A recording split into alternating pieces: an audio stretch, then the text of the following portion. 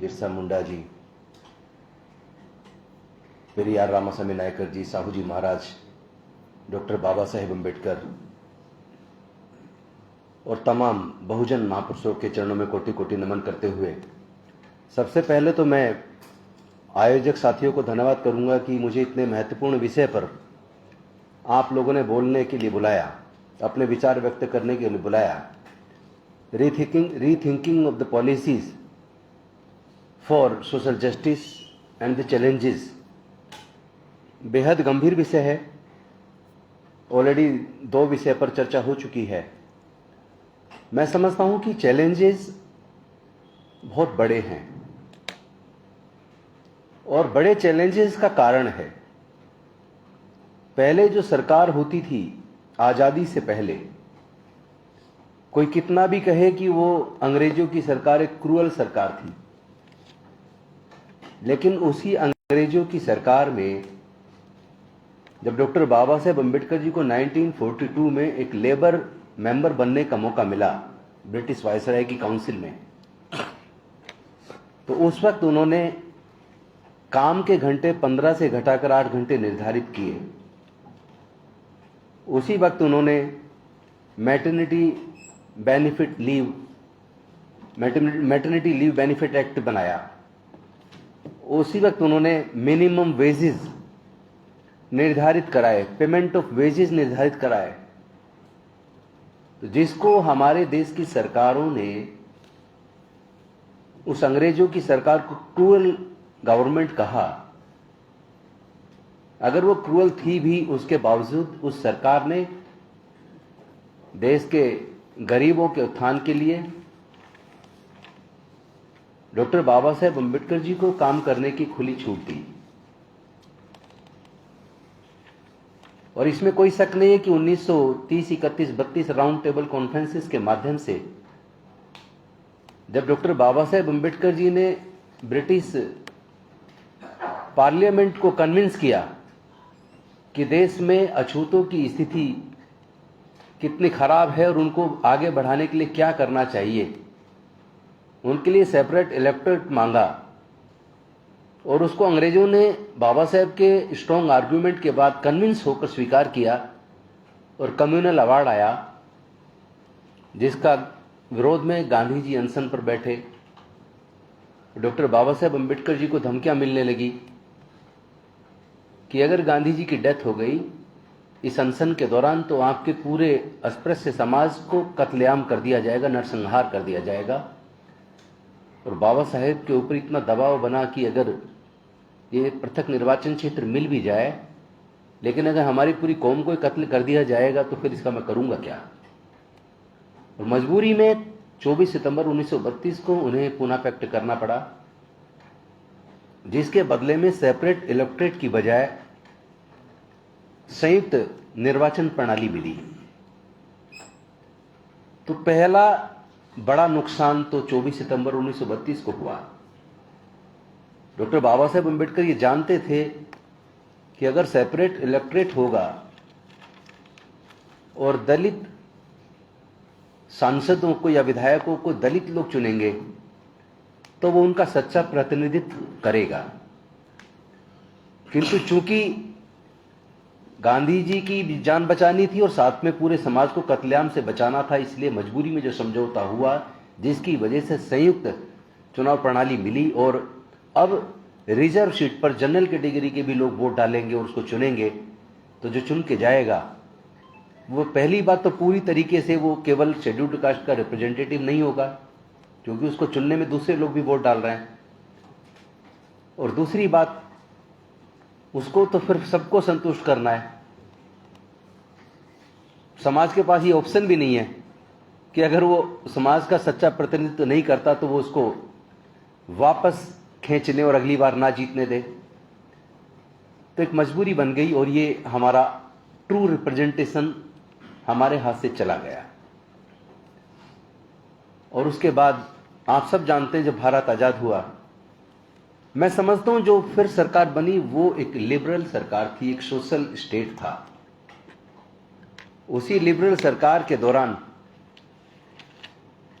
कट्टरपंथी लोग उस वक्त भी अपना काम कर रहे थे, आप सबको पता होगा जब doctor Baba Saheb Ambedkar Hindu code bill लेकर आए,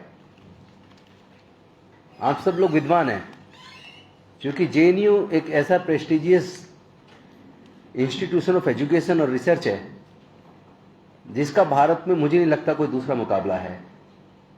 यहाँ गरीब से गरीब के परिवार के बच्चे भी पढ़ के और एक बेस्ट ब्रेन बन के यहाँ से निकले हैं, उन्होंने देश का नेतृत्व किया है। तो मुझे आपको ज़्यादा मैं नहीं पढ़ा सकता, आपसे मैं सीख सकता हूँ, लेकिन फिर भी मैं समझता हूँ आप इस बात से सहमत होंगे कि भारत की सामाजिक स्थिति, सामाजिक व्यवस्था मनुस्मृति के चलते ऐसी थी कि अगर जवानी में किसी महिला के पति की डेथ हो जाए तो वो पूरी जिंदगी सर मुड़ाकर सफेद वस्त्रों में उसको अंधेरे कमरे में रहना पड़ता था। और आप तो स्टूडेंट्स हैं, आपने भी पढ़ा होगा, मैंने एक नॉवल पढ़ा the dark room, R.K. Narayan का लिखा हुआ, जिसमें यह बताया गया है कि भारत में महिला अगर विडो हो जाए तो उसे किस प्रकार सफेद वस्त्र में सर मुड़ाकर पूरी जिंदगी अंधेरे कमरे में गुजारना होता था। पूरा का पूरा नॉवल उन्होंने उसके ऊपर लिखा। तो बाबा साहब चाहते थे कि भारत की महिलाओं को, भारत की हिंदू महिलाओं को पति के मरने के बाद दूसरी शादी करने का हक होना चाहिए। पति अगर छोड़ दे तो गुजारा भत्ता लेने का हक होना चाहिए। पति अगर क्रूअल है, उत्पीड़ित करता, शोषण करता है तो उसको तलाक लेने का हक होना चाहिए। पत्नी को अगर बच्चे नहीं होते तो उसको बच्चे गोद लेने का हक होना चाहिए। तो ये तमाम, पिता और पति की संपत्ति में हक होना चाहिए, ये तमाम चीजें हिंदू कोड बिल में लेकर आए। लेकिन जिस पार्टी की आज भारत में सत्ता है उसी पार्टी का उस वक्त पॉलिटिकल जो विंग था वो जनसंघ था, और जिसको वो सांस्कृतिक कहते हैं आरएसएस, और साथ में हिंदू महासभा। और उनका पॉलिटिकल विंग को विशेष रूप से श्यामा प्रसाद मुखर्जी और पंडित दीनदयाल उपाध्याय रिप्रेजेंट करते थे। उन्होंने हिंदू महासभा के एक साधु बोलिए या कुछ भी बोलिए, कृपात्री महाराज को आगे करके पूरा आंदोलन छेड़ दिया कि किसी भी कीमत पर हिंदू सामाजिक व्यवस्था में दखल का ये हिंदू कोड बिल पास नहीं होने देना। इतना जबरदस्त विरोध हुआ। 1952 का चुनाव आने वाला था लोकसभा का, उस दबाव में नेहरू जी उतने मजबूती से खड़े ना हो पाए और वो बिल पास ना हो पाया। और डॉक्टर बाबा साहेब अम्बेडकर जी ने नाराज होते हुए, क्योंकि वो चाहते थे कि एक तो आर्टिकल 340 ऑफ इंडियन कॉन्स्टिट्यूशन के माध्यम से वो पिछड़े वर्गों को आरक्षण देना चाहते थे, और हिंदू कोड बिल के माध्यम से हिंदू महिलाओं को उनका अधिकार दिलाना चाहते थे। उन्हें लगा कि ये दोनों ही चीज में नहीं करा पा रहे हैं। उन्होंने नाराज होकर कानून मंत्री के पद से त्यागपत्र दिया। लेकिन जब 52 में फिर से सरकार चुन के आई तो उन्होंने नेहरू पर दबाव बनाया और अल्टीमेटली वो कानून 4 टुकड़ों में बंट के पास हुआ। 1955 Hindu marriage act, 1956 Hindu adoption and maintenance act, 1956 Hindu succession act and guardians and wards act. इस प्रकार 4 भागों में बंट के वो लागू हुआ और धीरे धीरे हिंदू महिलाओं को अधिकार मिले। तो मैं कहूंगा कि उस वक्त की सरकार एक सोशल गवर्नमेंट थी, एक लिबरल गवर्नमेंट थी, जो समाज के सभी जो वंचित वर्ग या उत्पीड़ित वर्ग थे, जिसमें देश की महिलाएं, देश के दलित, आदिवासी, वंचित वर्ग के लोग, उन सब के लिए उस सरकार ने पॉलिसीज बनाई। उसी पॉलिसीज के तहत कहीं ना कहीं जैसी जेएनयू जैसा प्रेस्टिजियस इंस्टीट्यूशन आया सामने, जिसमें बहुत गरीब से गरीब के बच्चे भी पढ़ के विद्वता हासिल कर सके। और उसी सरकार के दौरान तमाम अफर्मेटिव एक्शंस बने। आप सबको याद होगा कि मेरे बहुत अनेकों साथी ऐसे हैं जो आज बहुत सीनियर मोस्ट पोस्ट से रिटायर हुए हैं। उनके परिवार के पास, उनके माँ बाप के पास उनकी पढ़ाई का खर्च उठाने का पैसा न था, लेकिन स्कॉलरशिप इतना मिल जाता था कि उस स्कॉलरशिप से वो पूरी साल भर की फीस देकर 2 जोड़ी कपड़े सिलाकर और किताबों का खर्च भी और छोटे मोटे और खर्च उस स्कॉलरशिप से वो उठा लिया करते थे। अनफॉर्चुनेटली आज की सरकार शायद अंग्रेजों की सरकार से ज्यादा क्रूअल है। उसने तमाम अफर्मेटिव एक्शंस को खत्म कर दिया। पिछली उस लिबरल सरकार के दौरान सोशल जस्टिस के लिए अनेकों पॉलिसीज बनी। उस सरकार ने, चूंकि उस वक्त बैंक्स और इंश्योरेंस कंपनी प्राइवेट होती थी, उनको सरकार के अधीन कर लिया, राष्ट्रीयकरण किया उनका, और उसमें तमाम इन वंचित वर्गों को लाखों करोड़ों नौकरियां मिली। उसी सरकार के दौरान 20 सूत्री कार्यक्रम आया और तमाम वंचित वर्गों को रेजिडेंशियल प्लॉट्स भी मिले 20 सूत्री कार्यक्रम के तहत, और एग्रीकल्चरल लैंड के पट्टे भी मिले। वो अलग बात है, कुछ पट्टे पेपर ही पेपर मिल पाए लेकिन कब्जे नहीं मिल पाए, लेकिन बहुत सारे लोगों को कब्जे भी मिले। लाखों लोगों को रहने के लिए जगह मिली और मकान उन्होंने बनाए। उसके बाद तो मकान बनाने की भी स्कीम्स उस सरकार के दौरान आई, जहां सरकार की मदद से लोगों के मकान बने। जो लोग झोपड़ियों में रहा करते थे उनको 1 कमरे का या 2 कमरे का धीरे धीरे मकान बनाने का भी अवसर मिला। उसी सरकार के दौरान अनेकों पीएसयूज बने और लोगों को नौकरियां मिली, करोड़ों की मात्रा में नौकरियां मिली। लेकिन आज चैलेंजेस हमारे सामने बड़ा है, और बड़ा इसलिए है कि वो जो सेपरेट इलेक्टोरेट छीना था, उसका असर ये हुआ, पॉलिसीज सामाजिक संस्थाएं नहीं बना सकती। सामाजिक संस्थाएं दबाव समूह का काम कर सकती हैं, पॉलिसी बना के गवर्नमेंट को देके उसको प्रेशराइज कर सकती हैं कि आप इनको बनाइए। छात्र संघ दबाव बना सकते हैं सरकार के ऊपर, धरने प्रदर्शन के माध्यम से अपनी डिमांड रेज कर सकते हैं कि छात्रों के लिए ये स्कीम्स बनाइए। लेकिन पॉलिसीज बनाने का काम केवल और केवल सरकार कर सकती है। आज मैं एग्जांपल देके आपको बताना चाहूंगा। 1968 में मेरा बर्थ हुआ 26 अप्रैल को, और 5 साल की उम्र से पढ़ना शुरू किया। एक दिन मैंने अपने पूरे लॉ करने के बाद खर्च करीब 8-9 हजार रुपया, मेरे पूरे जीवन की पढ़ाई का खर्च, और जब मैंने अपने बड़े बेटे का एडमिशन कराया तो तकरीबन 8,800 रुपये तो उसके एडमिशन के टाइम पे ही लग गए। यानी जितना मेरी पूरी जिंदगी की पढ़ाई पे खर्च आया, उतना केवल एडमिशन के लिए मुझे अपने बड़े बेटे के लिए देना पड़ा। कितना भारत कहां से कहां चला गया। हमें नुकसान हुआ क्यों? मैं उस रास्ते पर मैं थोड़ा सा प्रकाश डालूंगा। अगर मैं बात करूं नेशनल लॉ यूनिवर्सिटीज की, चाहे वो दिल्ली सरकार का नेशनल लॉ यूनिवर्सिटी हो जो द्वारका के अंदर है, चाहे नेशनल लॉ स्कूल बेंगलोर हो, पुणे हो, जोधपुर हो, बॉम्बे हो, तमाम एनएलयूज बने हैं। आप लोग उनका शेड्यूल देखिएगा जरा फीस का। 1 साल की फीस मिनिमम, कहीं कहीं ज्यादा और वो बहुत ज्यादा भी है, लेकिन मिनिमम लगभग 3.5 लाख रुपया 1 साल की फीस है, जिसमें हॉस्टल का, खाने का, किताबों का, ट्रांसपोर्ट का, बाकी सारे खर्चे शामिल नहीं है।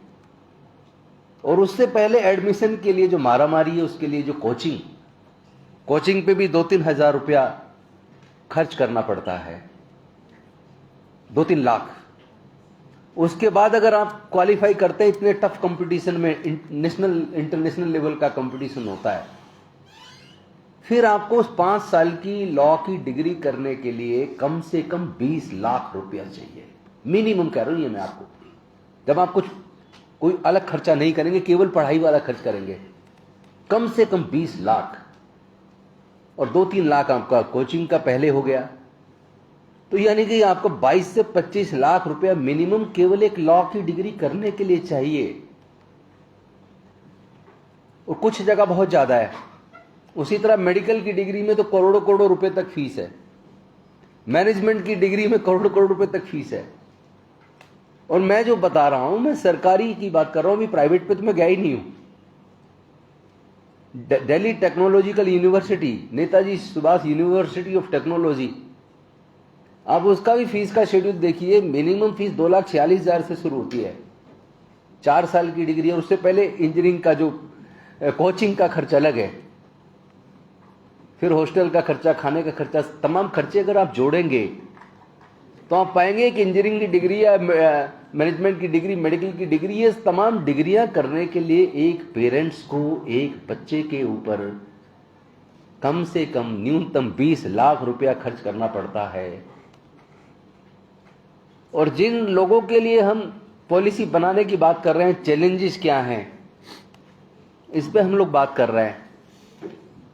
उस वर्ग के 99%, अनुसूचित जाति और जनजाति वर्ग के 99%, पिछड़े वर्गों के 98% और रिलीजियस माइनॉरिटीज के भी लगभग 98% लोगों के पेरेंट ऐसे हैं जिनके पूरे महीने की अगर इनकम परिवार की जोड़ लें पूरे देश के स्तर पर तो 5,000 से 20,000 रुपया महीना उनकी इनकम है।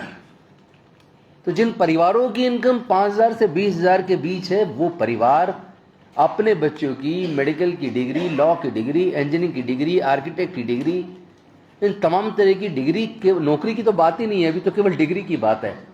तो डिग्री कराने के लिए उनको 20 लाख 25 लाख रुपया चाहिए, वो आएगा कहां से?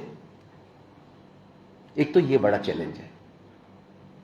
दूसरा बड़ा चैलेंज ये है कि जो पीएसयूज भारत सरकार लगातार बेचती जा रही है, अगर आप रिकॉर्ड चेक करें उन पीएसयूज के मैनेजिंग डायरेक्टर्स या सीईओज कौन रहे, टॉप मैनेजमेंट कौन रहा, अगर आप उसका डाटा निकाल के देखेंगे तो सारे वो जो अपने आप को मेरिट की बात करने वाले लोग हैं, वो मेरिटधारी ही उन सारे संस्थानों को चलाया करते थे। फिर वो संस्थान घाटे में कैसे चलेंगे? फिर इस पे तो चर्चा होनी चाहिए। तो संस्थान सारे बेच दिए गए हैं, तो नौकरियां बची नहीं है। जो एक मिडिल क्लास बना था वो नौकरियों से बना था।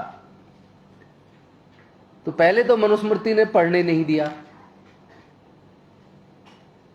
और पढ़ने पे धार्मिक बंदिश थी मनुस्मृति के चलते। बड़े मुश्किल से डॉक्टर बाबा साहेब अम्बेडकर जी ने वो रास्ता खोला था कि गरीब से गरीब परिवार के बच्चे भी पढ़ लिख जाएं, वो नौकरी में आए, और फिर उनके जो लोग पढ़ लिख के आगे जाएंगे वो अपने बाकी समाज को धीरे धीरे साथ में लेके मुख्य धारा में लाएंगे, आगे बढ़ेंगे। लेकिन जो आगे बढ़े ज्यादातर अपने परिवार तक सीमित हो गए, और फिर सरकारों ने ऐसा क्रूअल डिसीजंस लिए कि एक एक करके सारे पीएसयूज को बेच दिया। उस सरकारी एजुकेशनल इंस्टीट्यूशंस की फीस को ही इतना ज्यादा हाई कर दिया, इतना ज्यादा बढ़ा दिया कि अब तो सरकारी इंजीनियरिंग कॉलेज से, सरकारी मेडिकल कॉलेज से, सरकारी मैनेजमेंट कॉलेज से, सरकारी बीआर के कॉलेजेस से भी पढ़ के एक बच्चा डिग्री वंचित वर्ग का नहीं ले सकता। 98 से 99% परिवारों के बच्चे नहीं ले सकते पैसे के अभाव में। तो एक तो ये चैलेंज है कि उनके पढ़ने का इंतजाम कैसे हो, तो उसका एक रास्ता है।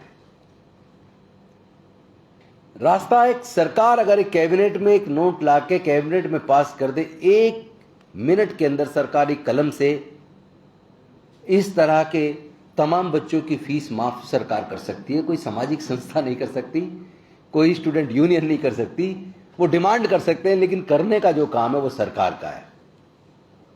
लेकिन चैलेंज ये है कि उस सरकार में जो प्रतिनिधि, जो हमारे वंचित वर्गों के प्रतिनिधित्व कर रहे हैं, चाहे वो अनुसूचित जाति के हों, चाहे अनुसूचित जनजाति के जो रिजर्व सीट से चुनाव जीतते हैं, चाहे पिछड़े वर्गों के लोग जो संसद के या विधानसभाओं के अंदर जाते हैं, सबसे बड़े दुख की बात तो ये चैलेंजेस 2 बन गए। पहला ये कि आज की इस क्रूअल सरकार ने यूनिवर्सिटीज के अंदर पढ़ाई के बजाय सांस्कृतिक परिवर्तन के नाम पे आरएसएस की शाखाएं लगानी शुरू कर दी हैं। क्वालिटी टीचर्स अपॉइंट करने की बजाय यूनिवर्सिटीज के अंदर वाइस चांसलर्स अपने ऐसे बिठा दिए, संघ से जुड़े लोग, कि वहां प्रोफेसर जो बन रहे हैं, assistant professor, associate professor, professor, वो इसी गुलामी में लगे रहते हैं। वहां शाखा में जाते हैं कि उनको अपॉइंटमेंट मिल जाए। ये मैंने बड़े नज़दीक से दिल्ली यूनिवर्सिटी में, चूँकि मैं वहाँ नज़दीक रहता हूँ हंसराज कॉलेज के सामने, तो मैं वॉक करने मॉर्निंग में जाता हूँ। फिर वहाँ अपने पुराने रामजस कॉलेज में बैडमिंटन भी खेलता हूँ। तो मैं वहाँ देखा कि वो सभी लोग करीब सबका मतलब है कि एक्सेप्शन सब बचे सिर्फ, सब गुलामी करने में लगे हैं कि कोई ऐसी पोस्ट मिल जाए, एचओडी मैं बन जाऊं, मैं वार्डन बन जाऊं, मैं प्रोवोस्ट बन जाऊं, मैं ये बन जाऊं। मतलब जब जिसकी नौकरी लग गई रिजर्वेशन से, वो भी केवल गुलामी कर रहा है, कुछ और भी मिल जाए उसके लिए, तो उस समाज का रिप्रेजेंटेशन कौन करेगा रिप्रेजेंट उनको? यूनिवर्सिटी से ही बदलाव आते हैं, यूनिवर्सिटीज ही सरकार पे दबाव बनाती है, यूनिवर्सिटी में रिसर्च होती है। चैलेंज सबसे बड़ा ये है कि जो एससी, एसटी या ओबीसी के लोग, माइनॉरिटी के लोग जो संसद या विधानसभाओं में चुनकर जाते हैं, उनको यही डर लगा रहता है कि कहीं मेरा टिकट ना कट जाए। वो ट्रूली अपने कम्युनिटी को रिप्रेजेंट करने की बजाय अपनी अपनी पार्टी की केवल गुलामी करते हैं, वहां अपने समाज की समस्याओं को भी मजबूती से नहीं रखते। और इसका बड़ा एग्जाम्पल बताता हूं। यूपीए सरकार के दौरान एक बिल लाया गया, वो बिल था रिजर्वेशन इन प्रमोशन,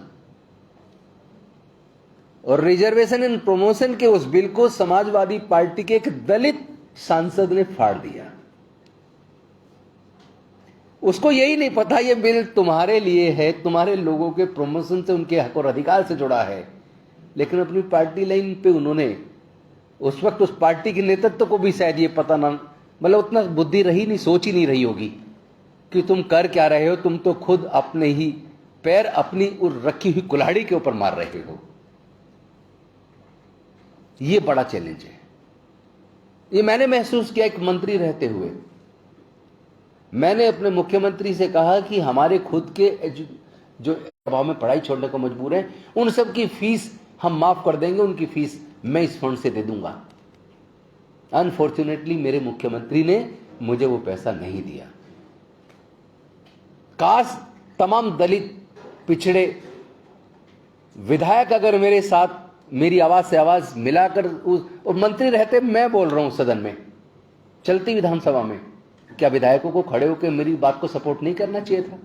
अगर करते तो क्या मुख्यमंत्री अरविंद केजरीवाल की हिम्मत थी कि वो फंड ना दे? लेकिन अफसोस कि हमारे अपने लोग वहां ट्रूली समाज को रिप्रेजेंट नहीं करते, वो केवल पार्टी के गुलाम, बंधुआ मजदूर बन के बैठ जाते हैं, और वो पॉलिसी जो बन जानी चाहिए थी समाज के विकास की, वो नहीं बन पाती। ये सबसे बड़ा चैलेंज है। इसके लिए करना क्या होगा? एक तो ये चैलेंज है। दूसरा, जो क्रूअल गवर्नमेंट आज पूरे देश को रूल कर रही है, जो चारों तरफ धर्म के, जाति के नाम पर नफरत फैला रही है। आप देखना, अगर आप अब से 25 साल पीछे जाएंगे, त्योहार तो तब भी देश के लोग मनाते थे, हम सब लोग मनाते थे, लेकिन तब त्योहार पर दंगे नहीं होते थे। तब जो धार्मिक जुलूस निकलते थे वो शांति से निकलते थे, उन जुलूसों में तलवारें नहीं लहराई जाती थी। तब वो किसी चर्च के सामने, किसी मस्जिद के सामने खड़े होकर हुड़दंग नहीं किया करते थे। आज वो कर रहे हैं तो अपनी मर्जी से नहीं, बल्कि करवाया जा रहा है। ये सरकार कर रही है। दूसरा बड़ा चैलेंज है कि ऐसी सरकार को हैंडल कैसे किया जाए। इसका एक ही तरीका है, दोनों ही इन समस्याओं का, कि हमारा ट्रू रिप्रेजेंटेशन कैसे मिले, जो वहां गुलामी करने की वजह से समाज को ईमानदारी से नेतृत्व करे, समाज के मुद्दों को अपनी सरकार के सामने रखे, अपनी पार्टी के सामने रखे, अपनी पार्टी को उन मुद्दों के प्रति सहमत कराए। तो पहले हमें अपने जो चुनाव लड़ने वाले हमारे लोग हैं, या जो राजनीतिक लोग हैं, उनको भी हमें मुद्दों से अवेयर कराने के लिए उनके भी क्लास लेनी पड़ेगी। समाज को, दबाव समूह को, स्टूडेंट्स यूनियन को, या जो सामाजिक संगठन जो चल रहे हैं देश के अंदर, जो जागरूकता फैलाने का काम कर रहे हैं, उनको लेकिन रास्ता वहीं से खुलेगा। तो पहला तो ये होगा, इससे हमारे जो प्रतिनिधि हैं वो अपने आप को जिम्मेदारी का एहसास करेंगे, उनके अंदर ये भावना पैदा होगी कि मेरी भी अकाउंटेबिलिटी अपने समाज के प्रति है, मुझे जवाब देना होगा। दूसरा, जैसे अभी आपने देखा होगा कि ये पर्सनल डाटा प्रोटेक्शन का जो ये कभी बिल पास हुआ था पिछले 2023 में और 2025 में, अभी उसके रूल्स फ्रेम किए जा रहे हैं। वो रूल्स इतने खतरनाक हैं, उसमें पेनल्टी 250 करोड़ और 500 करोड़ तक लगेगी। यानी कि वो आपके जो सूचना का अधिकार पिछली सरकार ने बनाया, यूपीए गवर्नमेंट ने, वो सूचना के अधिकार को पूरी तरीके से ही डाइल्यूट कर देगा। आपको कोई सूचना मिलेगी नहीं।